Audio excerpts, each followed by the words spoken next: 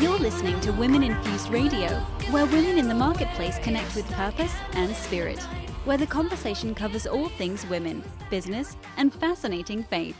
And now, your host, Christy Lynn Olson. Hello, and welcome to episode 19 of the Women Infused podcast radio show. In today's episode, I continue my interview series with our co-authors of the recently published book series entitled We Walk by Faith and Not by Sight, Women of Faith in the Marketplace. It's a 2-volume book series available now on Amazon.com. I'll put a link in the show notes so you can make sure and get your copies today. Walking by faith is a journey. And for Christian women who work in the marketplace, that journey can be particularly challenging as they strive to do their job with excellence and be salt and light in a world filled with challenges. To have faith means to always have a vision of what success looks like for you and to walk out that on a daily basis. That is something that my guest today is so good at.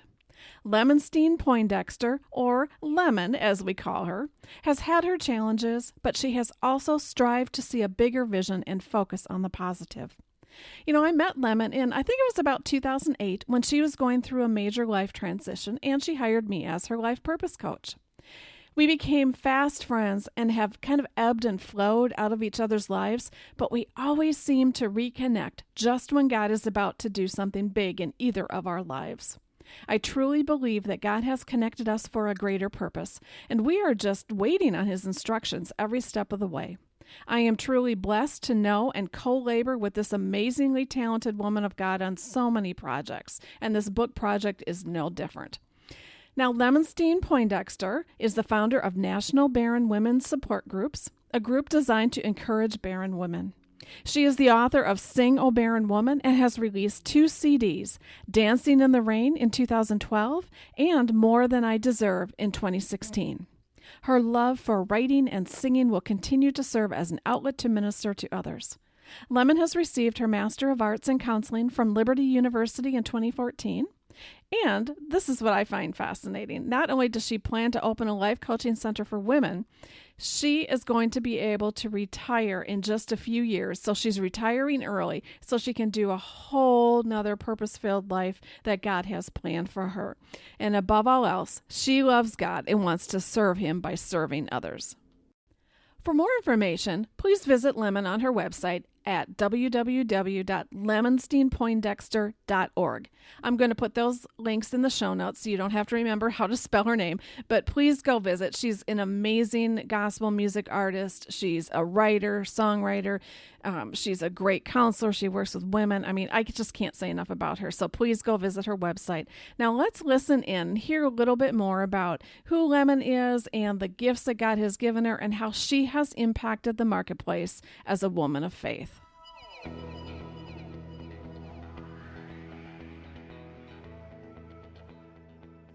So today I am so excited to welcome Lemmonstine Poindexter as our guest on Women Infused Radio, and I have to tell you, she is a passionate woman about using her voice. I believe, these are my words, using her voice to encourage others, and she does this through written word, through song, and through spoken word. So Lemmonstine, I just want to thank you and welcome you to our show. Well, thank you for having me. Now, one thing I have to tell our audience, in full disclosure, you and I met a number of years ago, and you can correct me if this is wrong, but I believe that when we met for a certain reason and a season, but I instantly felt like God had more for us. Would you agree with that? I totally agree. And I love it when God does that. And so I think we're still looking for what that extra or that something more is, but we've stayed connected all these years. And I just cherish you as a dear friend and an incredible woman of God. And I'm going to brag on you a little bit closer to the end of the show here and tell people, if you don't bring it up, I will, about your career and some other things that you've done in your past. But one thing that struck me as you were writing this chapter for the book, We Walk by Faith, Not by Sight, the first thing you mentioned was the legacy that your parents left you and how that shaped your life as a woman of faith. Can you tell us a little more about that? What did they instill in you that you still carry with you to this day?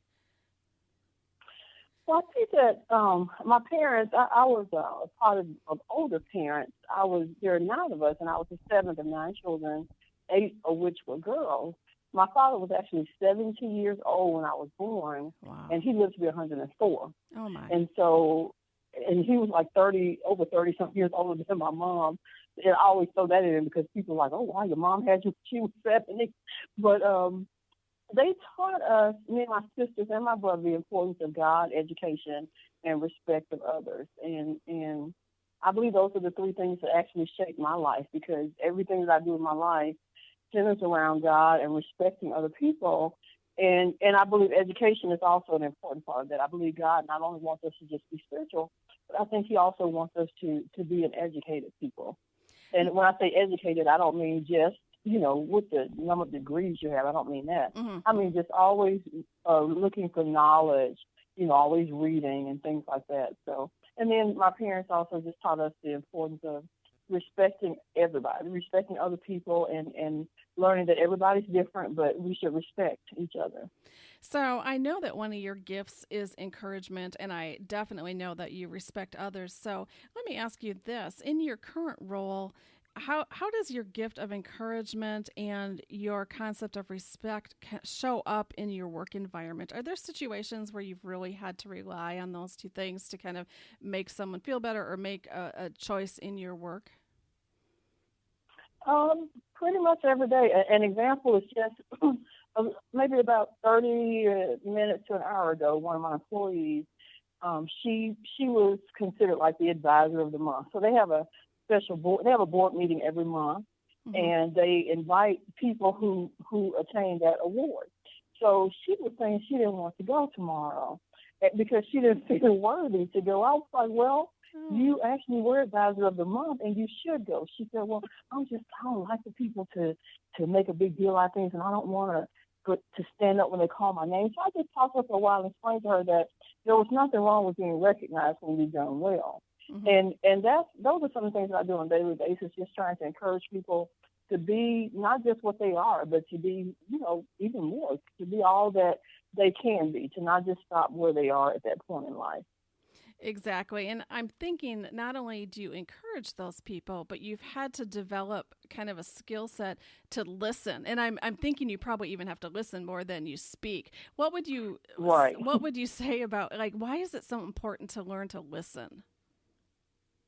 So that you can hear what they don't say. I know that even in my workplace every day, I deal with a lot of customers, and they say a lot.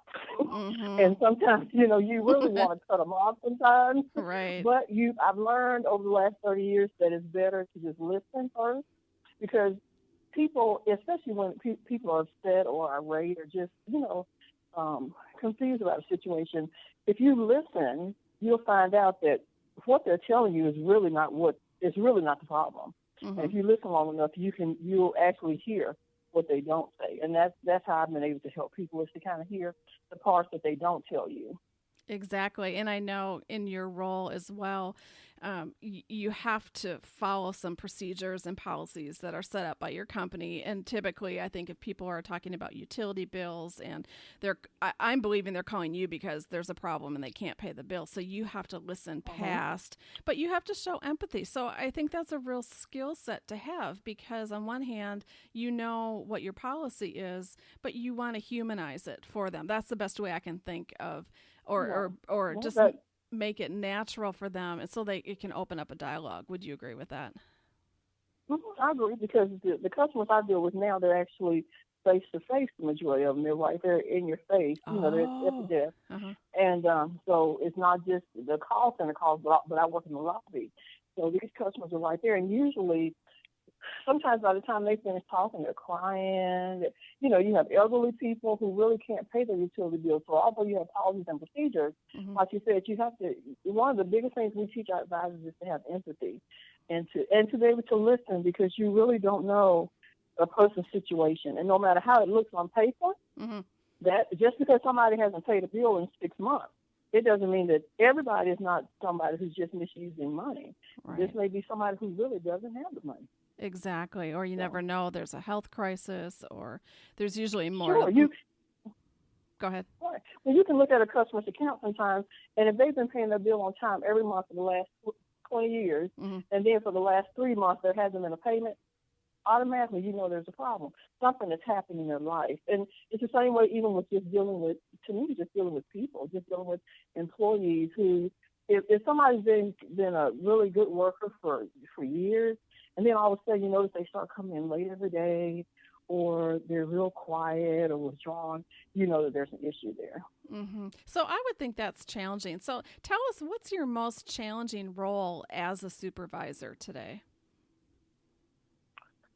I think it is not so much with the customers. I think it's with employees. And the most challenging one for me is always remembering to treat each person individually, to treat them as an individual, and to not, that you can't put everybody in the same box and believe that everybody's going to do the same thing or react the same way. So it's challenging when you get new employees to actually take the time to learn their personality.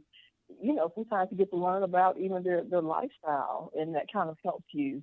Well, it helps me, you know, to be able to work with them on a daily basis and to be able to be a better supervisor to them. Now, have you, I don't know if I asked you this before, but have you taken the Strength Finder 2.0, that assessment? I believe I took that. I know I took it years ago. I think when you and I first met, I believe I took it. Okay, and, so and I'm sure, and I feel like I took it somewhere, either in grad school or something. But I believe you and I took it since I've met you. Okay, so even if we don't remember what your strengths were, just think of your strengths in general. What strengths do you bring to the table that you think have really carried you through? And, you know, I don't know if you need a few reminder words, but is there anything that comes to mind? Like, what's your greatest strength, and how have you used that to be successful? I'm going to say, I know encouragement. I've heard people say that encouragement is, sometimes when you hear what other people say, you're like, okay, I'll take that. Right, so right. I know that encouragement is one of my big strengths. And I don't know the word for this, but motivation. I've been able to motivate a lot of people to go back to school, or to take up a hobby, or to pursue. You know, there are some people who they're writers and they don't even know it, or they know it but they're afraid to do it. So I try to encourage people to just to move towards their destiny, to move outside of what they do, you know, on a 40-hour-a-week basis, because there's still another part of you other than what you do at work. Absolutely. And I think you probably lead by example. I know you've gone and got different degrees, and you keep, you know, reaching out to what you would need, not only for your job, but what you think God has planned for you kind of for the next. And that brings to mind, you know, we're talking about women of faith in the marketplace, and how do we be that salt and light? So how do we motivate people? How do we be that role model? I love that you put in the book a passage from Matthew 5, and you use the Message Bible. And 2 phrases I'm going to quote from that and then ask you about it, where it said, you are here to bring out the God flavors of this earth, and then the God colors in the world. How have you been able to uniquely do that, either people you work with or people through your church or your community or family? You know, how important is it to bring out everybody's gift and everybody's flavor, and then set the example for how to walk? Right. It's not easy all the time, because I think I've learned over the years that sometimes when I get home, I'm kind of like tired. And when I say tired, like mentally tired. And I've kind of figured it out. It's because you pretty much, you know, people think that, you know, if you're not a construction worker or something, you don't work hard. You know, I know but you can mentally drain yourself. And I think sometimes that's what I do during the day. An example of that about here to be a light, or bringing out the God colors in the world, I think back to just recently when I had my 50th birthday party, and I released a song that day. And I looked around the room, and I looked at all the people that were there, and I called out all the groups that were there. I had my family, then I had my coworkers, I had people, just friends that I had held on to throughout the years, and then I had friends that I met at a new church that I started going to. I had like 4 groups of people there, and then and I thought about all those people had come together to help me celebrate, and every last one of those people were important to me. Mm-hmm. And when I look at those people, when they got up to talk, a lot of them were talking about, even my godsons, they were talking about the ways that I had encouraged them, over the years, to be happy, to find a place in your life that makes you happy and makes you want to do things. I think about my manager all the time. Last year during customer service week, she gave all of us she had to give all of us a word in a gift card she gave us. And to me, she gave peacemaker. Uh-huh. She said that I was kind of like the peacemaker in our leadership staff at work. Mm-hmm. She said I was the peacemaker. And, sometimes you can try to get tired of being the peacemaker. But I've learned that you can only be what God has called you to be. So no matter who sometimes I may say, I'm tired of always being at peace. But guess what? If that's what you are, mm-hmm. that's just what you are. I'm having to accept that too. You see some people who in a moment's notice, they can just set somebody straight. Like in my mind, I've said before, I should try that. But that's just not who I am. Well, and that leads me to the next question I was going to ask you, and so it's a perfect segue. A lot of women struggle with perfection. We either struggle with trying to be someone we're not or trying to be perfect all the time, and then we always fail. Uh-huh. Have you ever struggled with perfection, or how have you dealt with that? I don't know if I can answer it, probably maybe others could. I don't think that I have. I've never felt like I was a person who struggled with trying to be perfect mm-hmm. or with perfection at all. I just kind of try to be who God wants me to be. I know that I can't do everything. A good example is I have a lot of events. Mm-hmm. I don't do any of the decorating. I don't even try to I can tell you what I want for the event, but I can't do any of it. Right. I don't even try it, but I have I always know who to go to. Right. And they know that. They'll tell you that. Even if we have an event here at work, and let's say if I'm let's say it's a retirement party, I may plan it, mm-hmm. but I'll come to the room and they're setting up, and my friend who's over, she'll say, I'm gonna tell you all right now, Lemon's not gonna do any work. She's not going to try to put up any decorations. She said that she's gonna sit here and she's gonna encourage us to do it. So I don't try to be perfect. You can't do everything. Well, that's not my skill. Exactly. But it also plays exactly what you said. It plays to your strengths. You know what your strengths are, and there are other people better at other things. And that's it's also the quality of a leader. And so you don't get to be in a position where you're at if you're always doing everything. And we can't. So you're right. We can't. We're tired anyway. I hear you on that. And the older I get, the more tired I get as the day goes on. Right. I don't know. It's just a fact of life. I hate to tell all of our younger listeners, but you reach a certain age and you're just tired by 8 o'clock at night. So you are. You're just tired, period. And you learn that. And I tell them all the time, even in organizing an event, mm-hmm. I've had to learn how to bring the right decorator with the right caterer. In other words, there are some people who I know they don't work well together. Mm-hmm. Personalities don't work well together. So I've had to learn how to bring the right people together so that you don't have a big fiasco. So my role is making sure that the entire event is managed well, but I'm going to bring the right people who have the gift to do it. And like I said, you at a certain age in life, you don't even have the energy to do all that stuff. You don't even want to. Mm-hmm. Yes, absolutely. And, part of it, too, we can lose ourselves in the process. And you wrote in the book that sometimes we can be super busy, but we're doing the wrong things.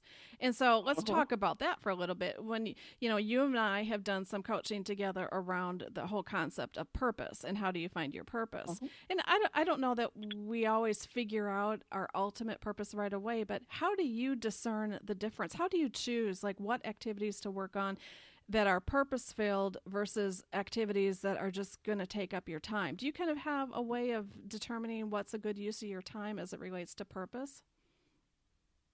I kind of do. Now I know that my goal and my desires are to work on perfect my music and my writing, and of course I always take out time for my family. But mm-hmm. I've learned that if the things that people ask me to do, if they're not gonna help somebody in one of those areas, I've just kind of decided not to do them.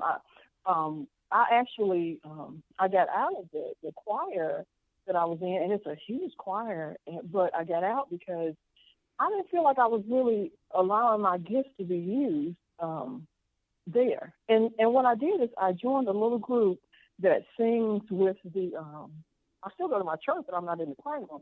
I joined a group that sings with the at the Women's Mission here in Nashville. Oh. We sing once a month. They hold a service, and I'm with. They actually have a full service, but I sing with the praise and worship group. And we go to the Women's Mission the first Saturday of every month, and that has been one of the best things I've ever done. The place is packed full of women every Saturday night, and when we come, they just start clapping, and they're so glad that somebody takes the time out to come and share the Word of God with them every month. And that's been one of the best things that I've done.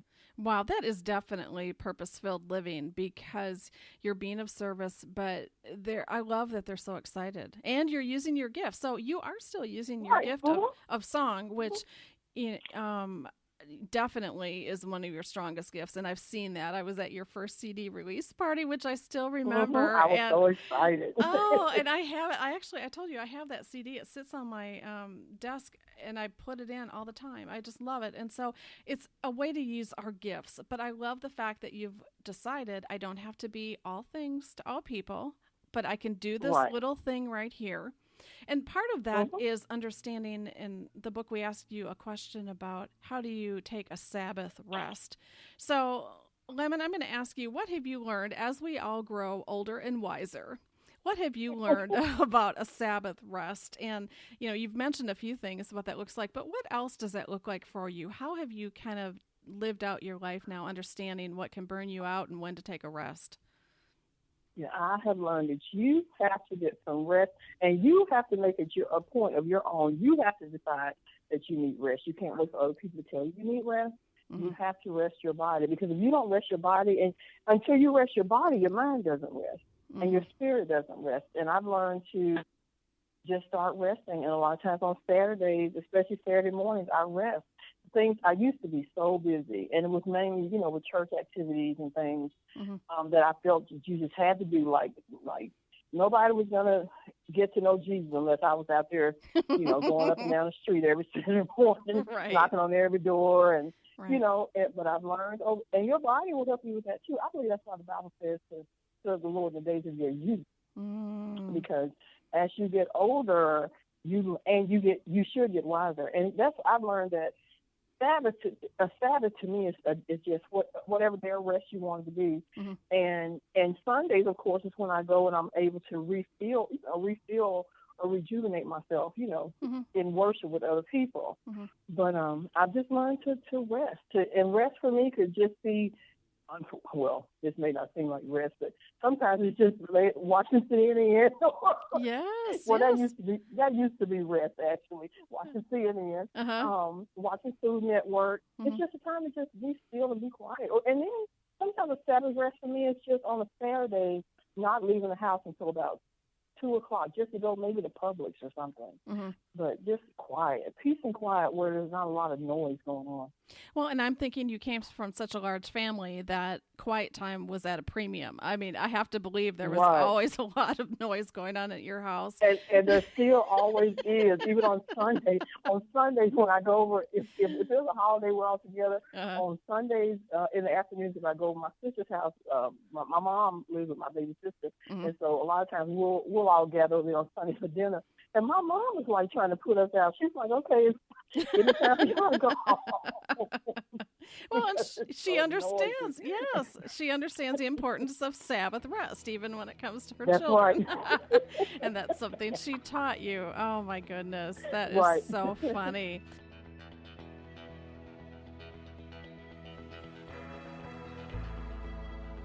Hey, it's Christy again. That was just part 1 of my interview with Lemon Poindexter. To hear the rest of the interview where we talk more about girlfriends, weddings, Jamaica, yes, I said Jamaica.